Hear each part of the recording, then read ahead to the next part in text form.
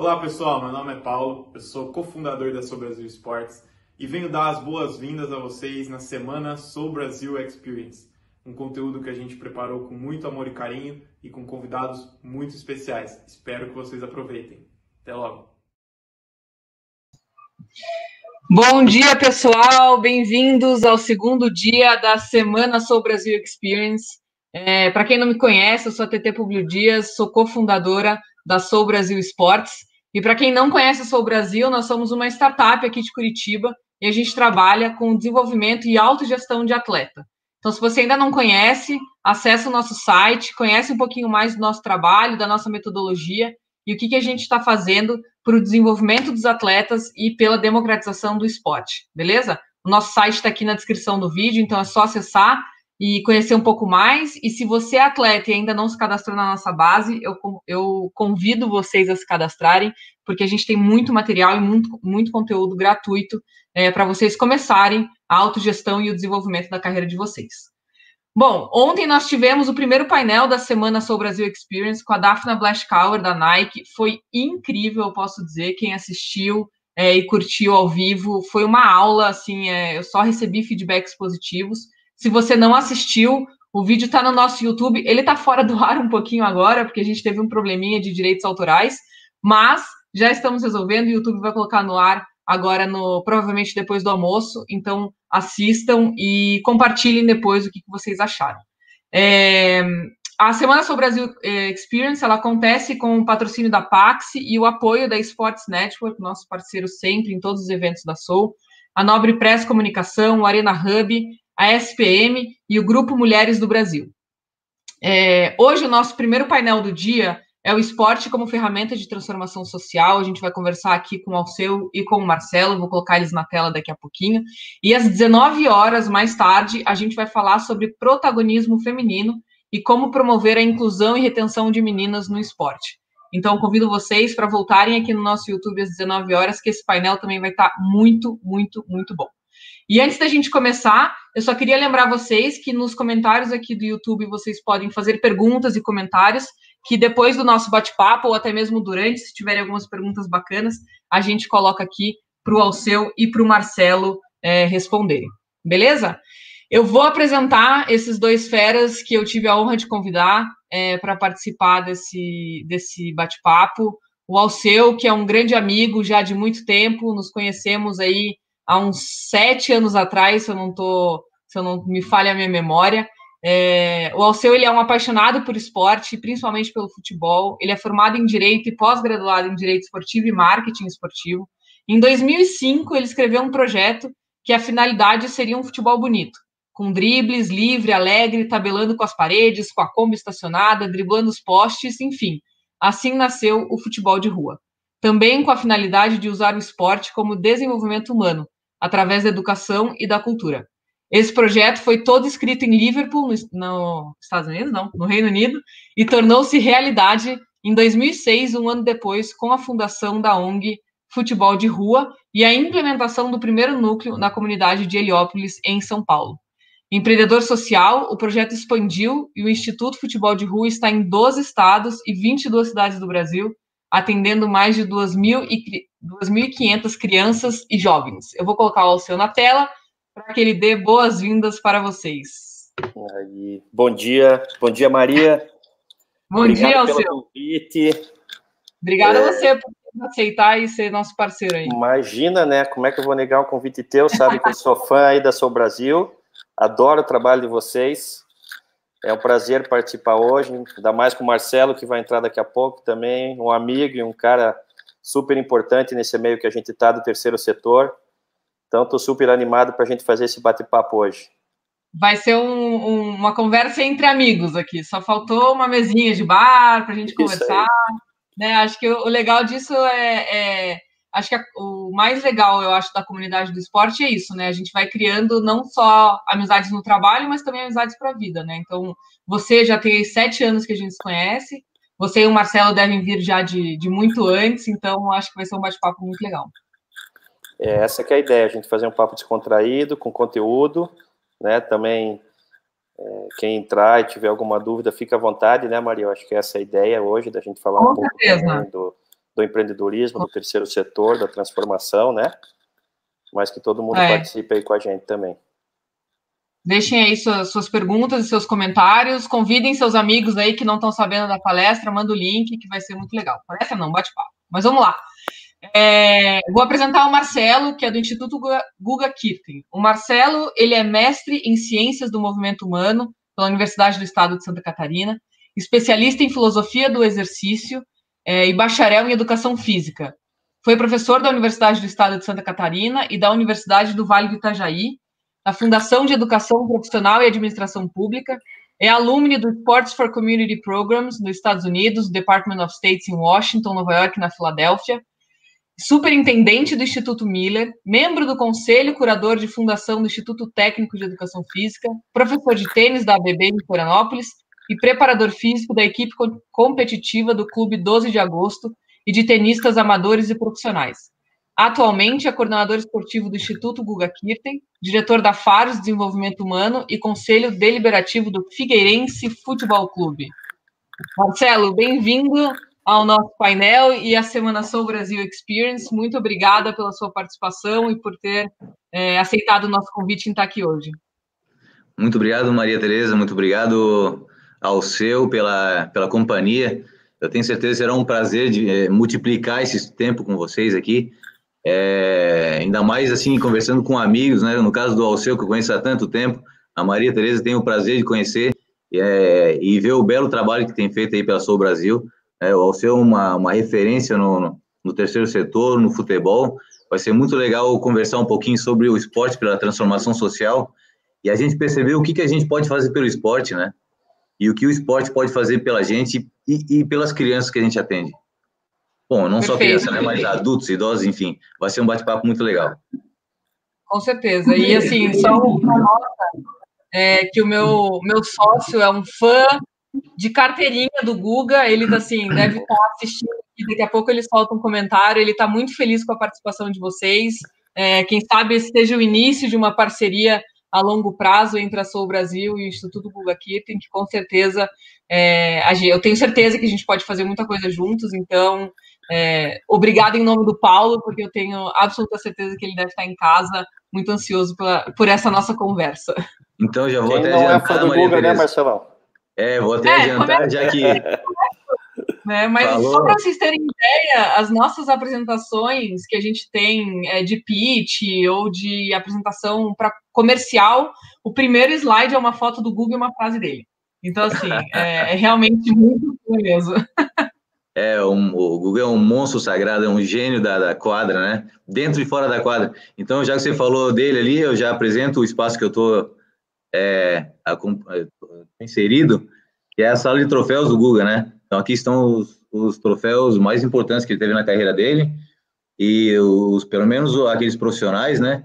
Tem outra sala com outros troféus de infanto juvenil, mas essa aqui, vocês já podem deleitar um pouquinho do espaço ali, ó. Depois eu mostro um pouquinho mais se vocês tiverem interesse aí. Ah, bacana, com certeza. Legal. O Paulo comentou aqui, dizendo que ele encontrar o Guga, ele vai chorar igual criança.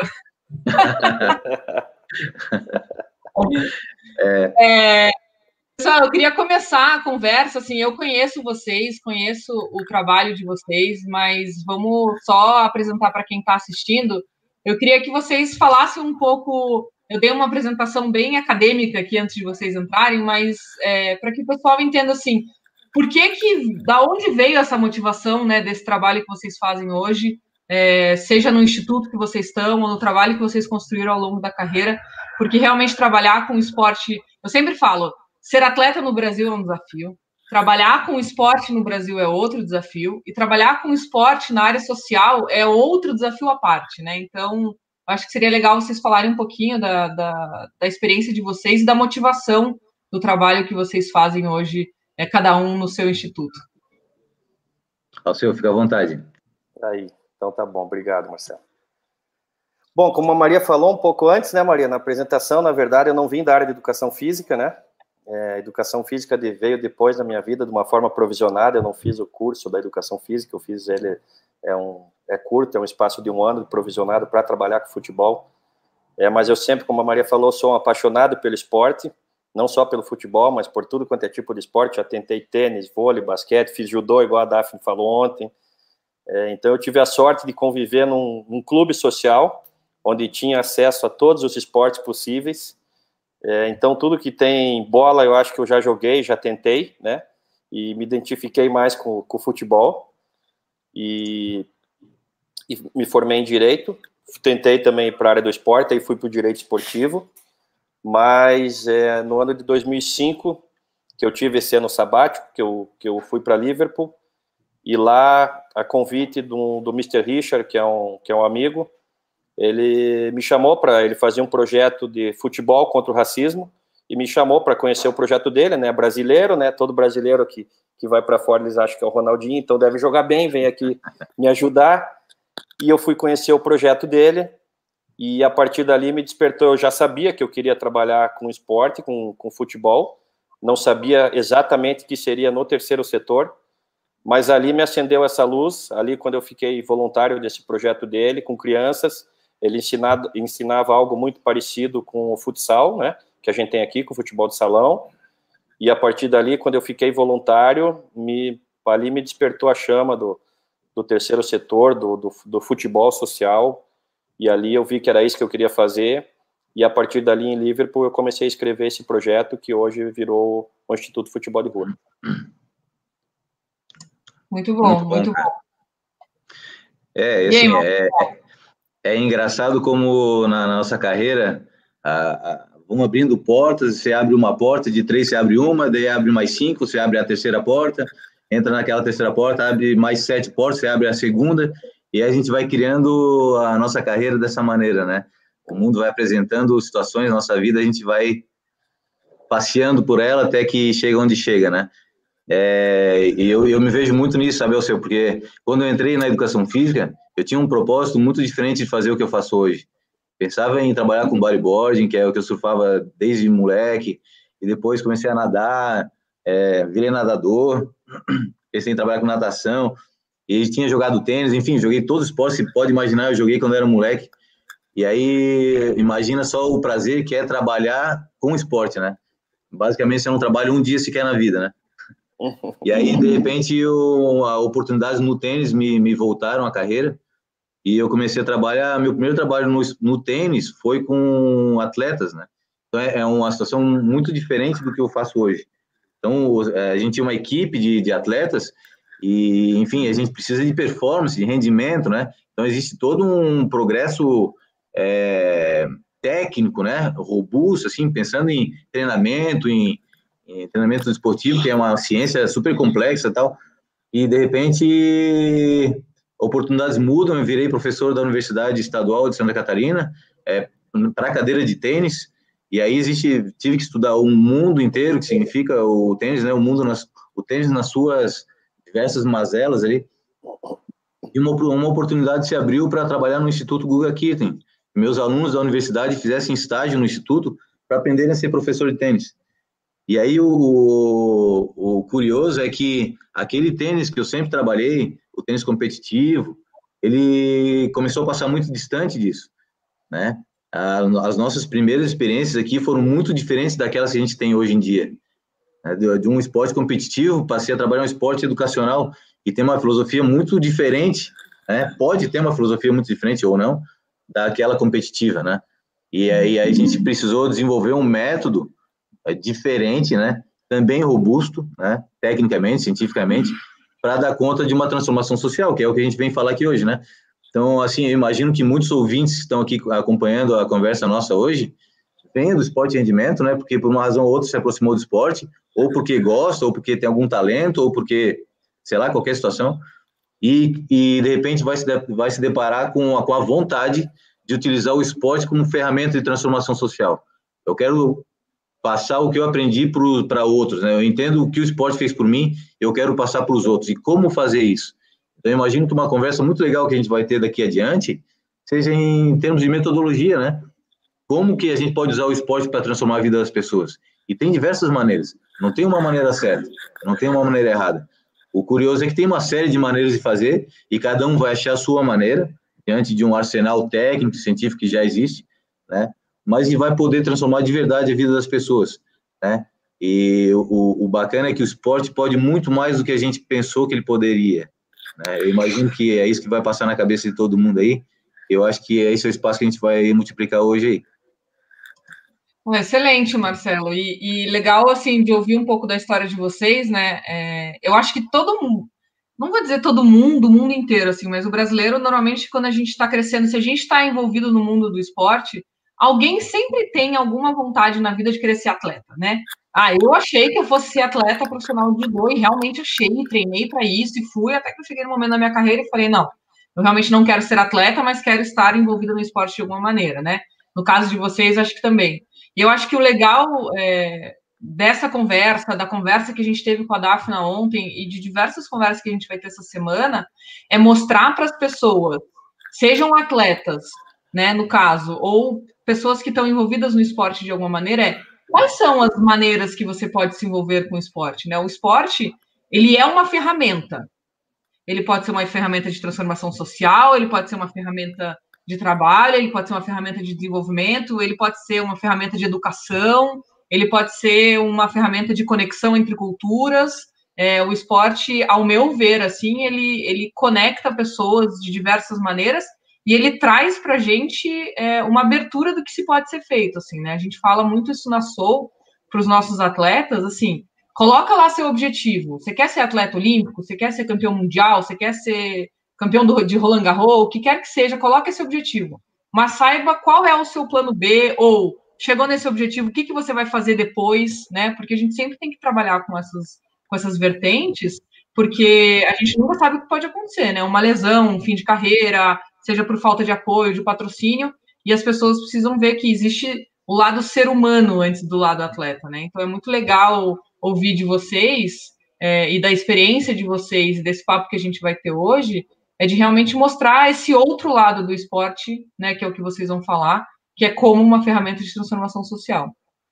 Exato, eu acho que é legal ter consciência que o esporte ele tem basicamente 3 manifestações muito claras, que é o esporte educacional, o esporte de participação e o esporte de rendimento. São Perfeito. 3 esferas completamente distintas uma da outra. E que você pode ter sucesso, felicidade em qualquer um desses âmbitos, entende? E cada tipo de trabalho, ele tem um tipo de expertise, tem um tipo de metodologia a ser trabalhada, tem um tipo de participação, né? Perfeito.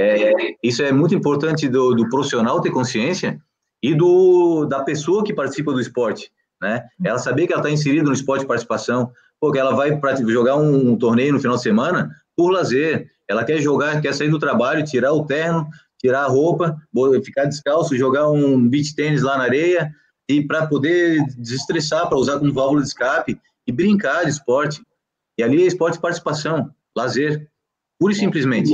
E quando ele está numa competição no final de semana, do beach tênis lá, por exemplo, ele também está no esporte de participação, ele não está no esporte de rendimento.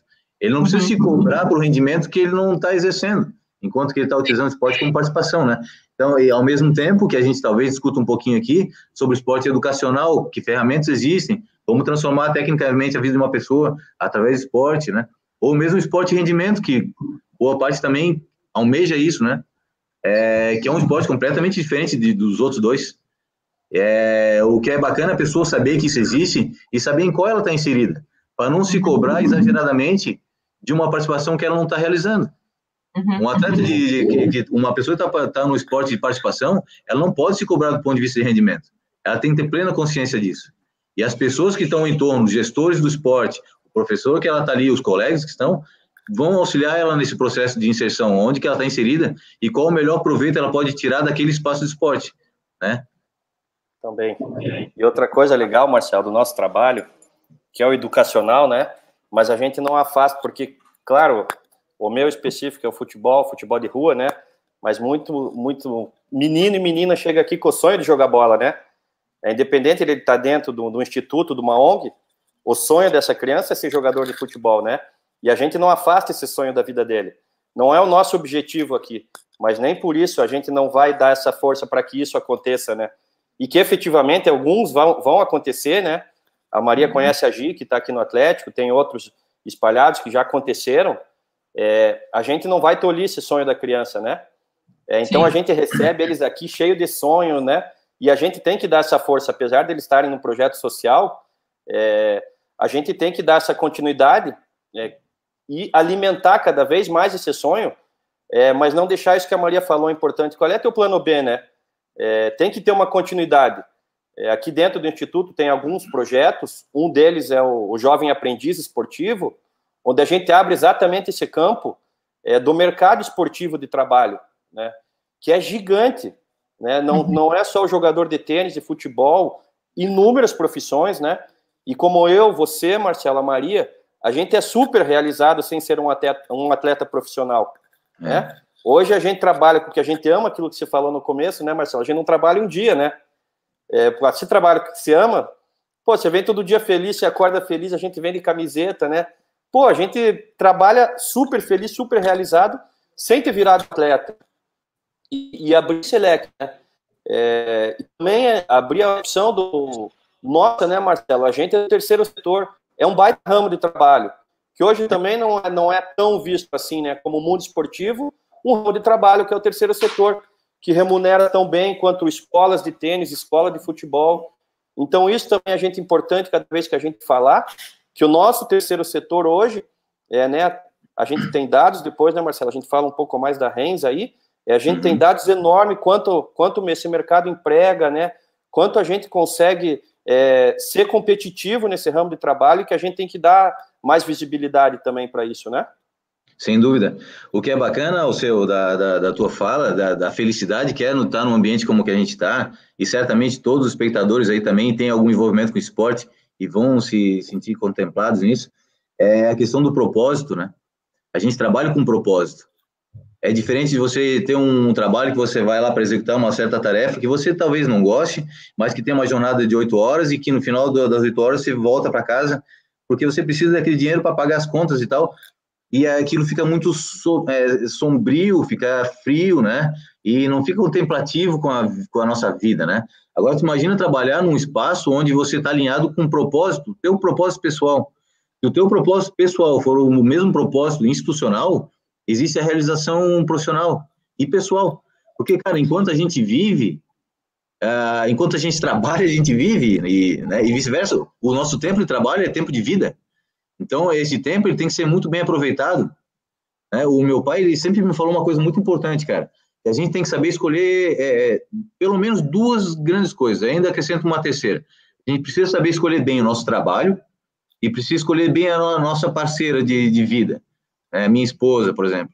Isso a gente tem que escolher bem, porque, cara, a tua vida vai ser trabalhar e quando voltar de casa, do trabalho, vai estar em casa. Vai ter que ter uma relação boa com o teu trabalho e com a tua esposa.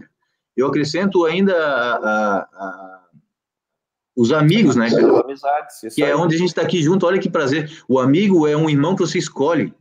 O amigo é um cara que a vida te dá a oportunidade de escolher como irmão, né? Então, assim, são 3 coisas assim muito fundamentais para se escolher na vida. Se você escolher mal uma delas, você vai passar um trabalho na vida, né? Você vai sofrer um pouco mais. Sua vida talvez não tenha uma plenitude daquela que você almeja. Então, assim, com relação ao trabalho, que é o que a gente está falando aqui agora, o propósito é muito importante. Você construir um propósito firme, verdadeiro na sua organização, ela é fundamental para o trabalho ser bem realizado e para você dar satisfação para cada um dos membros da sua organização. E o propósito, ele é o alinhamento, ele termina alinhando a missão da organização. A missão da empresa é o propósito. Você está aqui para quê? Qual é a tua missão? Você acorda todo dia para quê? E, por exemplo, no Instituto aqui, a nossa missão é oferecer oportunidades de transformação social. Eu acordo todo dia querendo oferecer oportunidade de transformação para alguém. A Michele, que faz o cafezinho ali, ela faz o melhor cafezinho para a equipe tomar naquela hora da reunião. Eles planejem a melhor atividade para as crianças para transformar a vida delas. Ela sabe que ela está ali para transformar a vida de alguém. Se ela fizer bem feito, ela vai transformar melhor. Todo mundo, o cafezinho, o cara que está na planilha, o cara que vai buscar recurso, o professor que está lá na ponta, o coordenador, a supervisão, todo mundo, ele tem que estar alinhado com a missão. Então, imagina, esse é um recado muito legal para tudo e todo mundo. Se a sua organização não tem uma missão clara, verdadeira, aquela que toca no coração de verdade, está na hora de você criar uma. Criar é refletir sobre ela. E eu falo isso com a experiência que a gente tem aqui no Instituto. Eu lembro bem quando eu entrei aqui e precisava falar sobre o que o IGK fazia e tal. A nossa missão era gigante, cara. A missão era tipo 4, 5 linhas, assim. E era uma missão verdadeira também. Também era uma missão verdadeira, mas ela era tão complexa, tão longa, que eu nem decorava a missão. Mas ela era verdadeira, né? Mas ela era longa demais para entrar no meu eu. Né? E quando a gente começou a refletir sobre isso e criar planejamento estratégico, que todas as organizações deveriam fazer, né? Pensar daqui a 5 anos, 10 anos, o que eu quero fazer, o que minha empresa vai ser daqui a 5, 10 anos. Eu tenho que pensar no planejamento estratégico. E fundamental para um planejamento estratégico é definir muito bem a sua missão. E essa questão de diminuir a missão, fazer ela curta, verdadeira e que todo mundo saiba, com muita facilidade. Isso fez com que o GK progredisse exponencialmente. Né? As pessoas têm muito claro. E isso assim é meio matemático, entende? No nosso trabalho é o seguinte, o que eu estou fazendo oferece oportunidade de transformação social? Sim, eu estou dentro da missão da empresa, estou fazendo bem. O que eu estou fazendo oferece oportunidade? Não. Então está fora do escopo da minha organização. É muito simples. É muito simples. Você saber se o que você está fazendo na empresa, que cada um funcionário está fazendo na empresa, se ela contempla a missão, cara, ela é boa, ela é fidedigna, é assertiva, está dando certo. É isso mesmo que tem que fazer. Se não está, é simples, tira. Não faz mais isso, faz outra coisa, né? E aí isso está vinculado ao que tu falou, que é o propósito, cara. Quando as pessoas estão aqui com um propósito claro, uma missão clara, e essa missão ainda contempla o teu eu, cara, tu tem todos os funcionários felizes fazendo o que fazem. Eles sabem que eles estão ali por uma razão verdadeira, que impacta de verdade, né? Então, é isso que eu queria completar da tua fala. E é isso, cara, se as pessoas estão nos ouvindo aí, não têm a missão, o propósito claro, trabalhem isso com seus colaboradores, criem de verdade uns com os outros e cheguem num denominador. Isso vai facilitar muito a vida e certamente vai fazer todo mundo trabalhar muito mais feliz. Sim. E é legal, Marcelo, quando a gente fala um pouco dessa transformação, quando a gente pensa específico no nosso setor, a transformação das crianças, dos jovens que a gente trabalha, alguns com idosos também, algumas instituições, mas a gente fala muito aqui também, aqui no futebol de rua, da nossa transformação, né? Eu há 14 anos, você também há muito tempo, né? Então, essa transformação, todos que estão dentro desse processo do Instituto, das empresas, a gente muda, né, com o tempo, a missão, né, esse propósito, a gente se mantém. Mas você a cada ano, você vai mudando. Você pensa lá 10 anos atrás, quando você entrou, quem era o Marcelo, né? Como o Marcelo está hoje, não só da felicidade, da tua qualidade de vida com o que você faz, o quanto a gente consegue nos modificar também com o que a gente faz, né? Isso também é super importante também para a saúde do Instituto, né? Para o nosso bem-estar dentro do ramo que a gente trabalha, né? Exato, exatamente. Eu estou assim com um papel aqui anotando, se eu abaixar a cabeça, que eu estou anotando para trazer umas reflexões. Vamos todos. Não, eu estou anotando. E eu anotei um negócio legal que você falou, Alceu, aquela criança que chega lá no futebol de rua, que chega aqui no Instituto Guga Kitten, e, claro, ela tem expectativa que no futebol de rua ela vai jogar futebol e vai ser um Ronaldinho, vai ser um Romário. Aqui, quando entra no Instituto, ela pensa, pô, eu vou jogar tênis e eu vou ser um grande atleta também, né? Muita gente cria esse sonho. E ele, naturalmente, o sonho, ele é nascido para ser sonhado. Né? Mas a realidade também tem que ser colocada quando as situações não acontecem. Ter uma segunda opção é importantíssimo, né? E assim, uma situação que eu aprendi numa experiência que eu tive lá nos Estados Unidos, que até a Maria Tereza leu, eu li aquela experiência do Sports for Community lá eu lembro. Nova York, então, é de que existem formas diferentes de trabalhar a educação pelo esporte, né? E com objetivos finais talvez parecidos, mas por caminhos diferentes. E lá eu fui apresentado a um conceito muito interessante, que é o que chama o Sports Plus e o Plus Sport. São duas formas diferentes de trabalhar o esporte. Assim, aqui no Instituto Guga Kitten, a gente trabalha pensando em competências para a vida, né? Competências socioemocionais e tal. Independente da criança ter o talento A ou B, maior ou menor, a gente pretende que ela saia com competências emocionais para lidar com a vida que ela quiser. Se ela quiser ser engenheira, vai ser engenheira. Se quiser ser professora, vai ser professora. O que ela quiser ser, ela vai ser. e com competências, né? Para escolher. É onde o senhor falou, qual é o teu segundo plano? As competências que você ganha no esporte vão te qualificar para ter sucesso nesses âmbitos, né? Assim a gente trabalha aqui. Então, a performance para o Instituto hoje está muito distante. A gente não pretende trabalhar performance, mas competência para a vida. Naquela experiência lá na Filadélfia, em especial, na Legacy, que é a organização que eu tive presente, lá são 3.000 crianças lá também. Também não, lá são 3.000, aqui são 500. Eles faziam um trabalho muito diferente, que é a gente que faz o Plus Sport, lá eles fazem o Sport Plus. Como é que funciona isso? Eu lembro bem que numa situação, as várias crianças estavam sentadas ali, e o professor, o treinador, o coach lá, perguntou para eles, quem aqui tem $20 mil por semestre? Levanta a mão. Nenhuma criança levantou a mão. E todas as crianças eram de comunidades super vulneráveis do Camden lá. Enfim, ninguém levantou a mão. Sim, pois então, se ninguém tem $20 mil aqui, vocês vão precisar aprender a jogar tênis. E se vocês forem bons tenistas, vocês vão conseguir uma bolsa na universidade e vão conseguir ser o que querem na vida. Então, vamos aprender a jogar tênis aqui. Vamos entrar na quadra e dar tudo que vocês podem dar nessa quadra. Quer dizer, é um trabalho muito diferente do que a gente faz aqui no Brasil, porque lá as oportunidades também são diferentes. Então, o trabalho social que eles utilizavam naquela organização, naquela oportunidade, naquele programa em específico que eu vi, que eu acompanhei, era de desenvolver talentos no esporte, rendimento. Porque se ela tiver rendimento, ela vai ter acesso a outras oportunidades que ela não teria. E ninguém tem $20 mil por semestre, facilmente. Então, assim, é um trabalho muito diferente. Lá é o Sports Plus, né? Que é você utilizar o esporte como base de desenvolvimento e as competências elas vão sendo agregadas no processo. E uma outra forma de trabalhar é você trabalhar o esporte como veículo, como ferramenta de educação e durante o trajeto do exercício, desse esporte, você colocar elementos de vivência de competências emocionais. O educador pensa qual é a competência, eu quero que a criança exercite fazendo isso que ela está fazendo. Desenvolver criatividade? Beleza. Eu vou criar uma atividade que ela desenvolva criatividade brincando disso. E a criança vai brincar daquilo e desenvolver criatividade. O educador vai estimular que ela desenvolva criatividade. Talvez ela não desenvolva. Mas o professor, como mediador, vai perceber aquela atividade, se a criança está ou não exercitando aquela competência, aquela valência e tal. Então, é uma forma muito diferente. Ali eu não estou querendo que eles tenham um golpe de esquerda infalível, como tinha o Google, um golpe de esquerda fantástico ali. Não necessariamente, claro, vai ser trabalhado tecnicamente, vai ser trabalhado.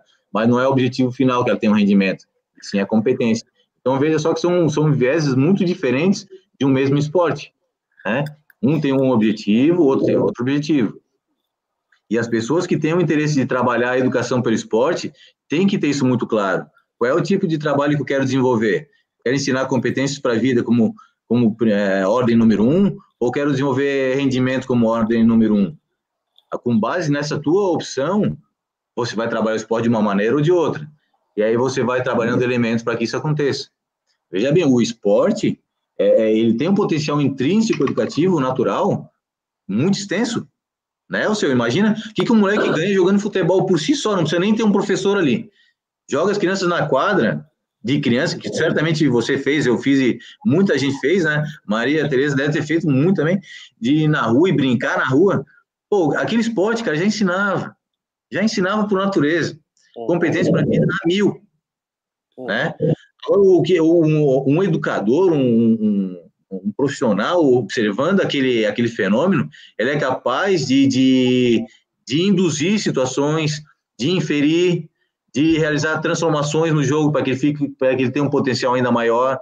Né? Essa é uma questão interessante, né? Então, eu fiz essa fala, pensando naquele teu comentário. Foi a criança que vem com sonho.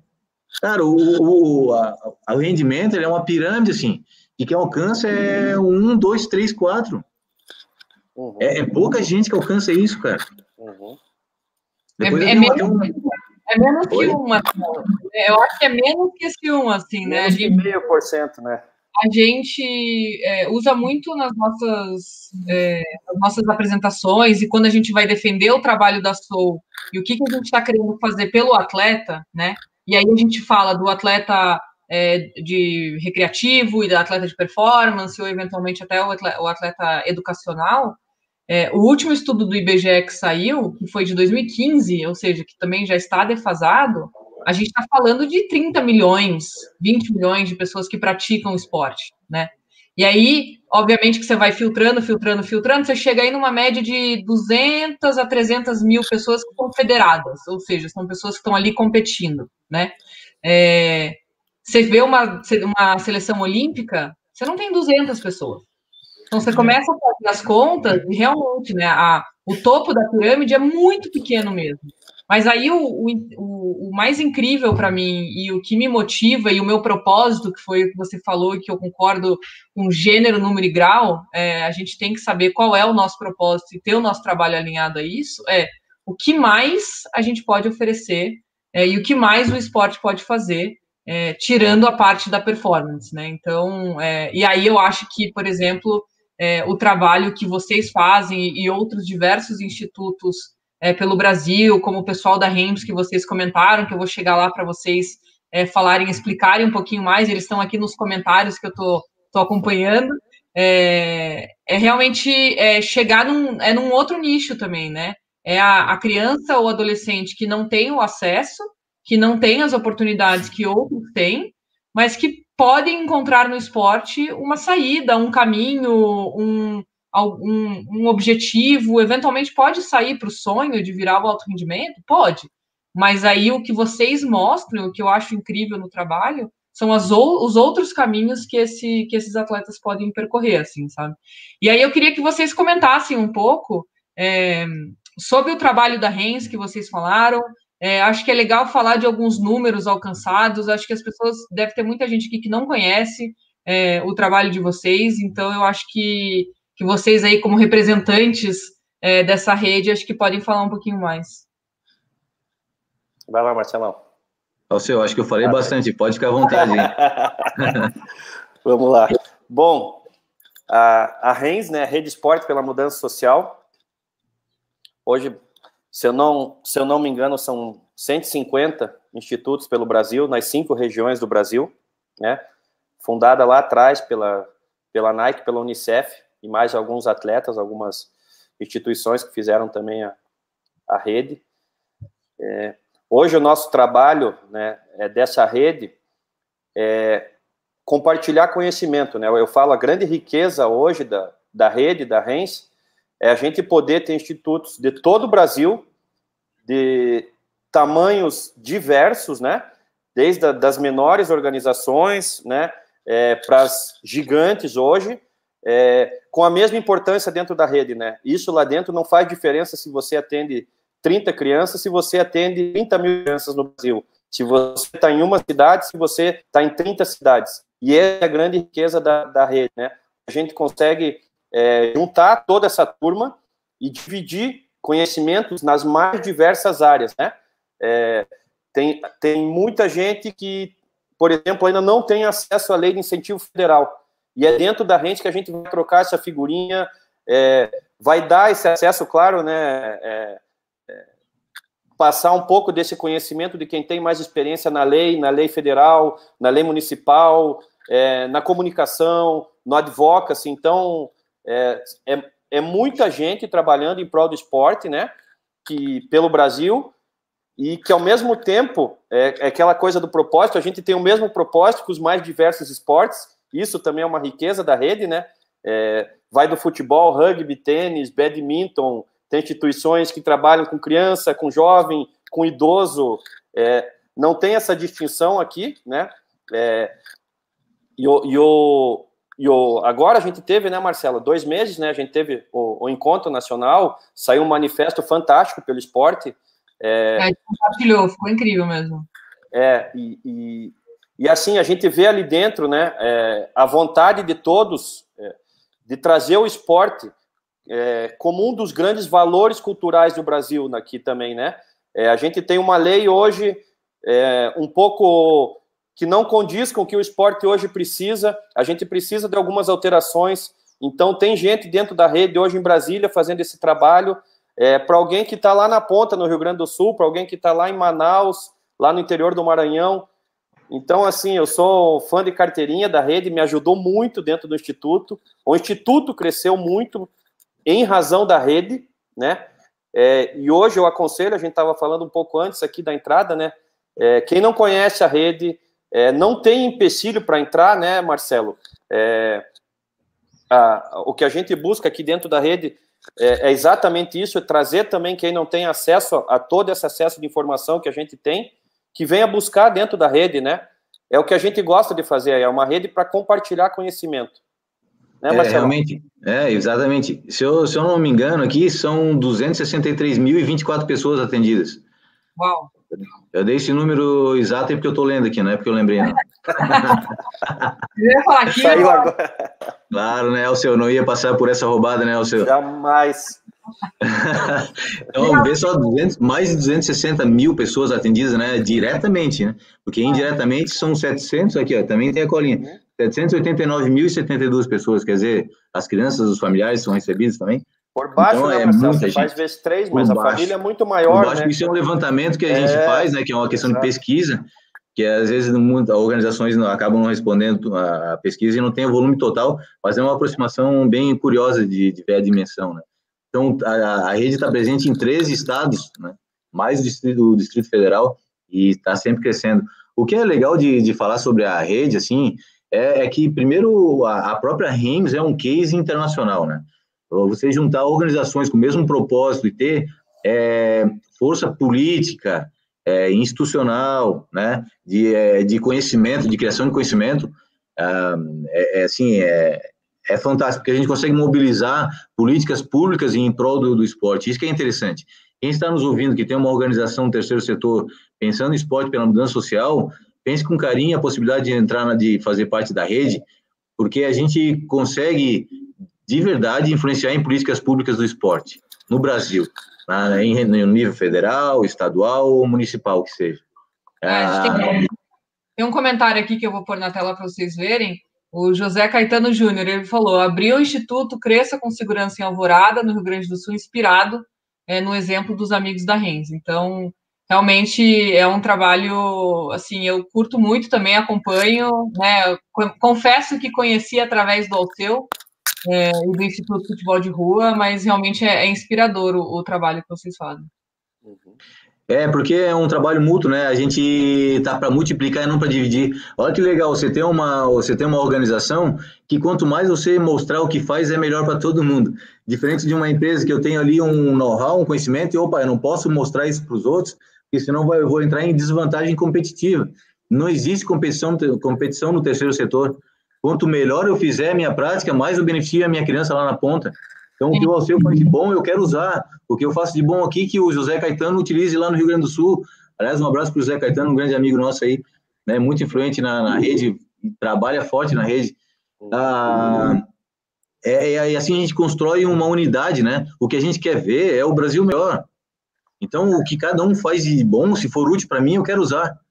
Então, tá no terceiro setor, é isso. Então, quem ainda não faz parte da rede, pense com carinho a possibilidade de entrar. E o que eu estava falando, a REMS é um case internacional porque muitas organizações se juntaram em prol de um objetivo único, o que não acontece em muitos países do mundo, né? Por isso que eu digo que é um case internacional mesmo. Até naquela oportunidade que a gente foi para os Estados Unidos, foi a Louise lá para mostrar lá para os Estados Unidos como o Brasil fez isso, né? Em parceria com o Nike, com o PNUD, com outras organizações que iniciaram esse processo. E assim, por si só já é um case, mas ele é muito ilustrativo para a gente perceber que a gente deve se aliar, que a gente pode se aliar. Se você não se aliou com alguém ainda, faça, porque o benefício é gigantesco. Você potencializa muito a tua intervenção, o teu conhecimento, o teu poder de impacto, tudo aumenta. Uma voz a ser ouvida tem uma altura. 150 vozes falando ao mesmo tempo tem uma outra altura. Né? E a gente consegue explorar o esporte em tudo que ele tem de melhor para trazer para a sociedade quando está em equipe, quando está juntos.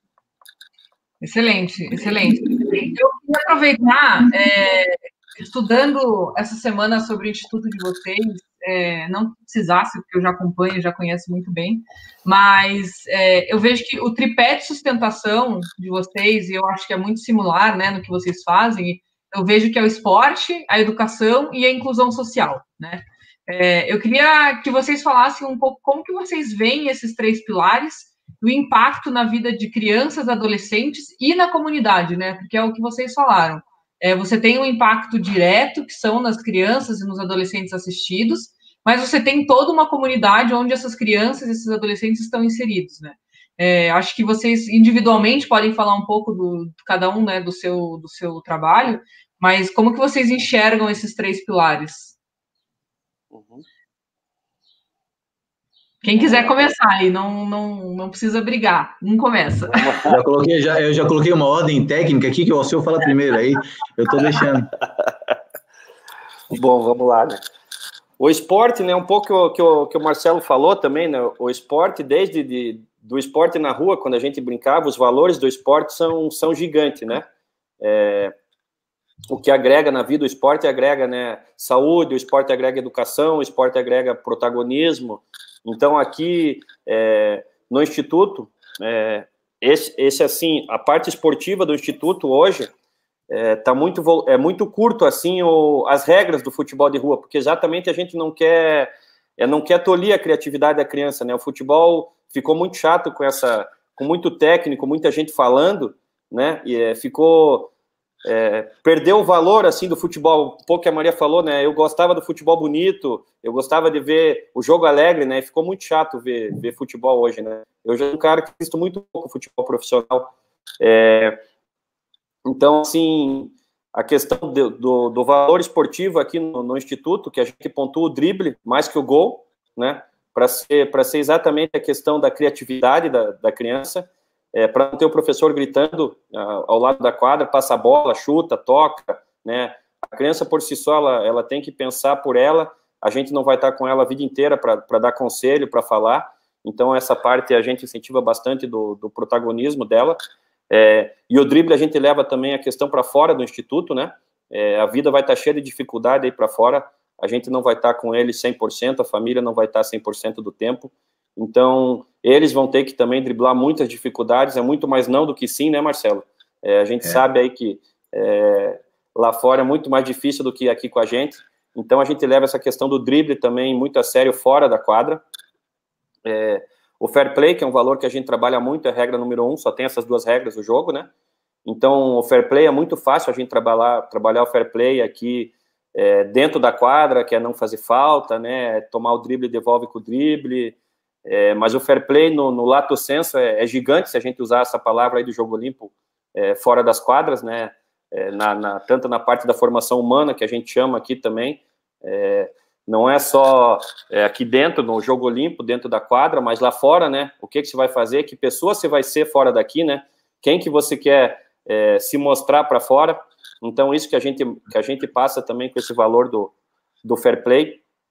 A educação também, como o Marcelo falou, a gente aqui não trabalha a educação formal, né? A gente não trabalha as matérias escolares dentro do Instituto, a gente está nos contraturnos escolares, mas com valores socioemocionais também, a gente trabalha o que a gente chama de educação transversal, a gente trabalha gênero, a gente trabalha meio ambiente, a gente trabalha o racismo, a gente trabalha o mundo do trabalho, educação financeira, então a gente não tá dentro das escolas, mas com outros valores, né, que eu brinco aqui no Instituto muito com as pedagogas, né, também tudo mudou no mundo, tudo evoluiu, e a escola continua igual no tempo do nosso avô, né, cadeirinha, um professor num tablado superior, falando um monte de conteúdo, o mundo mudou, né, não pode ser mais assim, então as nossas aulas também da formação humana, a gente pede que seja fora da sala de aula, né, moleques já estão no contraturno escolar, então eles querem algo mais do que matérias, né.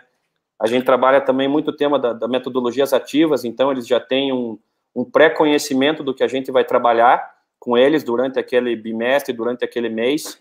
Então a gente indica também muita música, livro, filme, alguns materiais do que a gente vai trabalhar naquele mês, para eles poderem se inteirando do assunto e quando a gente for conversar, que seja realmente um bate-papo como a gente está fazendo hoje aqui, e não só matéria, então que seja algo super agradável, né?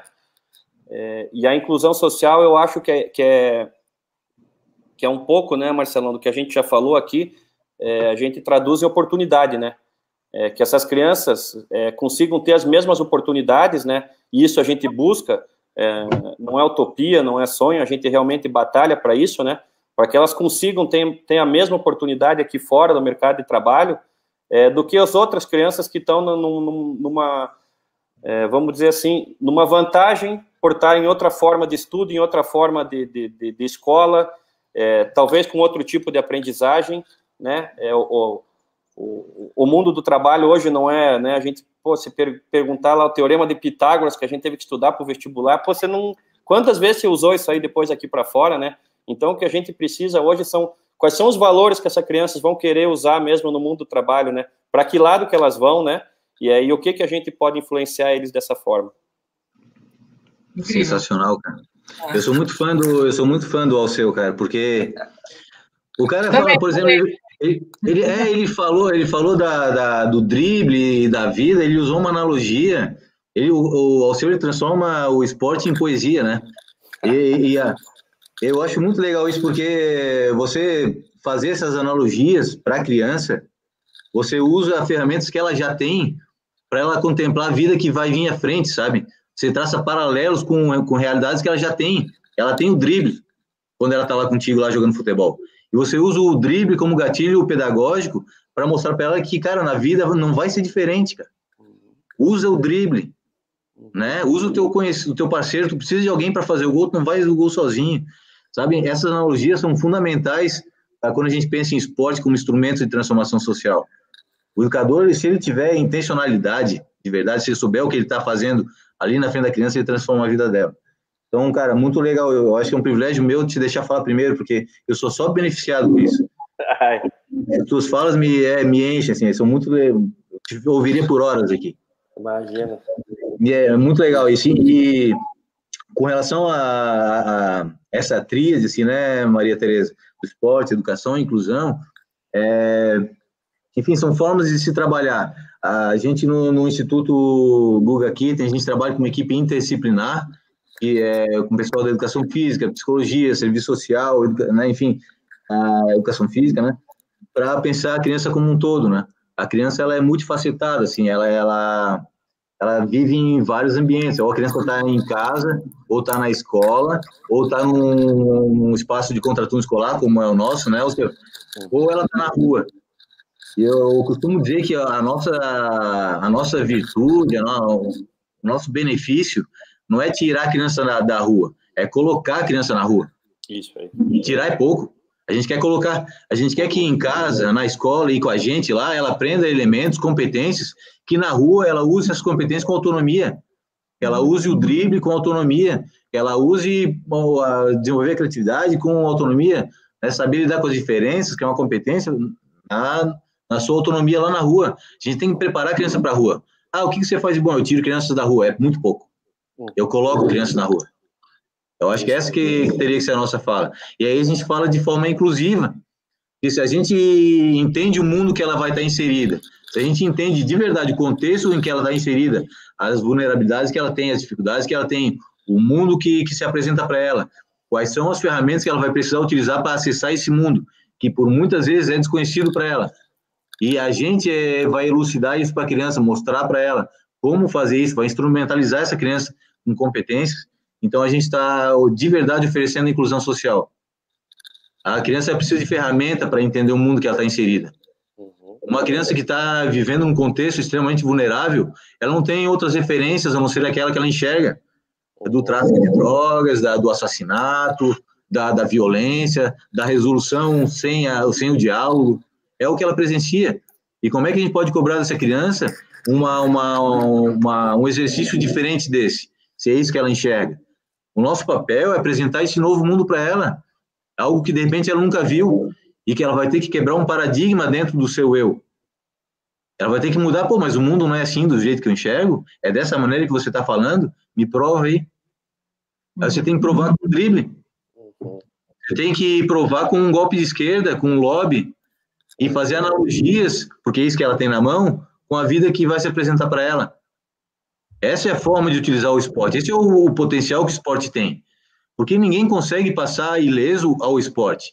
Ninguém consegue passar, não ser quem é no esporte. A máscara cai no esporte. O esporte é o sim, o não, é o sal e o açúcar. É o riso, é o choro. Ela é a tua verdade exposta ali, nua e crua. Se você tem uma violência ali, ela vai aparecer. Se você tem um sofrimento, ela vai aparecer. Se você tem uma ansiedade, ela vai aparecer, cara. Porque o esporte é você vivendo o seu 100%. Você não quer conhecer essa criança no seu 100% para poder direcionar essa criança para onde ela poderia ir nessa vida? Pô, é a melhor ferramenta do planeta. Você usar o esporte é a melhor ferramenta do planeta. Ninguém consegue se esconder no esporte. Um educador de verdade vai usar isso como ferramenta de uma maneira estupenda. Se ele tiver intencionalidade, se ele souber o que ele está fazendo na frente da criança. Se ele não souber, ele vai deixar a oportunidade passar. A criança viveu uma série de experiências na frente dele como educador, e ele, por desconhecer, por não ter intencionalidade verdadeira, ele deixa passar a oportunidade. E educação é o seguinte, é fazer a coisa certa na hora certa, isso é educação. E o educador, ele pode fazer a coisa certa na hora errada, ele pode fazer a coisa certa, passou o tempo, o time era aquele, não falou, cara, perdeu a oportunidade, mas tudo bem, fiz depois, ok, fiz a coisa certa na hora errada.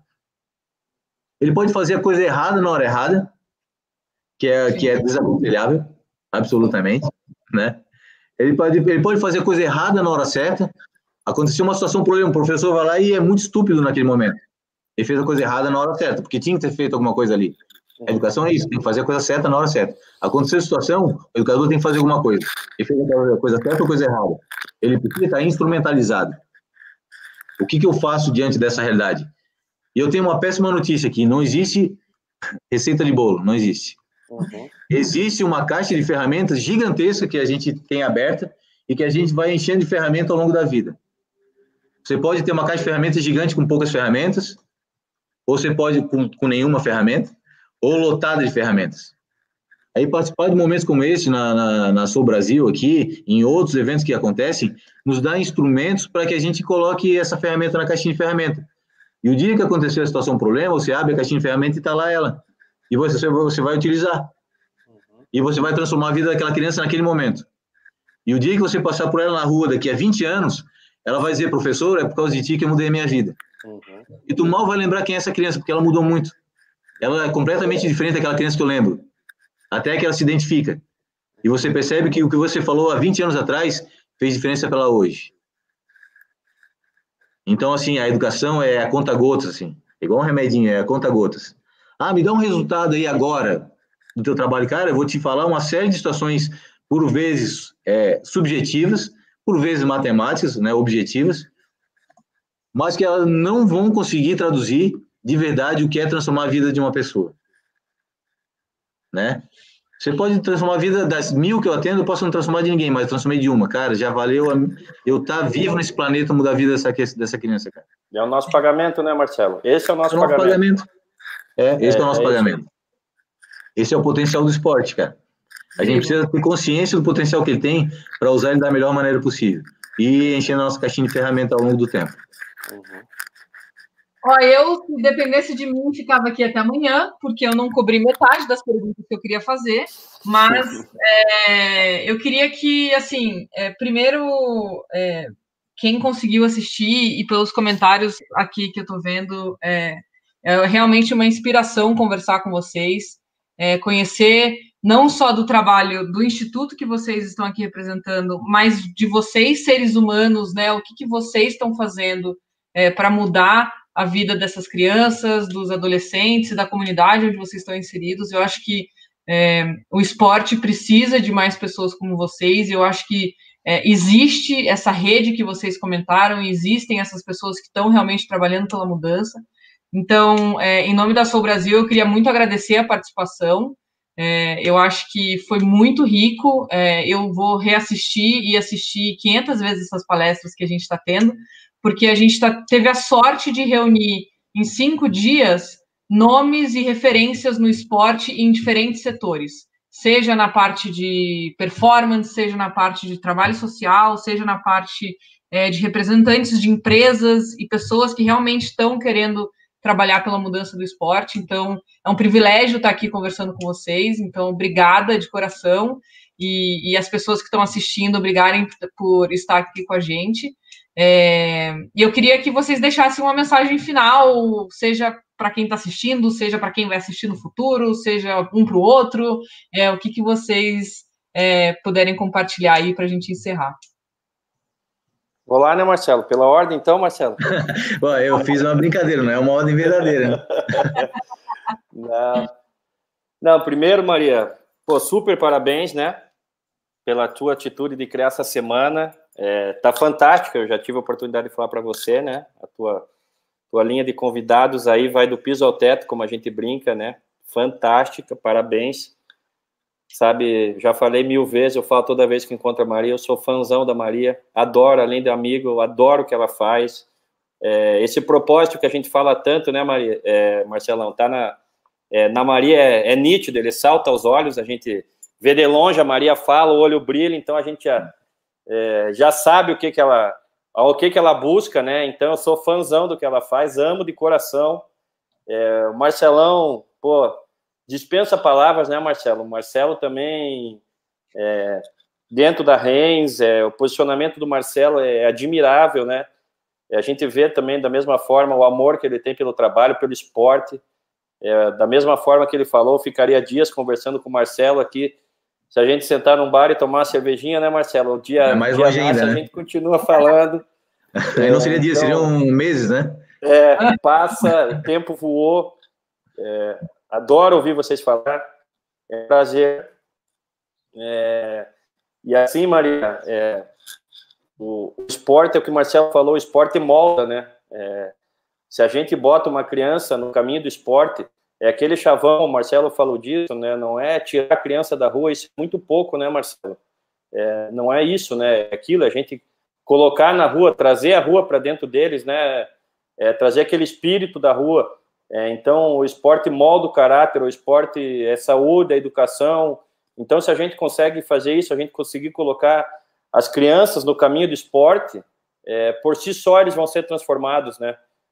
Então, para nós, esse o nosso objetivo, que a criança tenha, independente de trabalhar com o esporte, que ela seja um praticante para o resto da vida, né?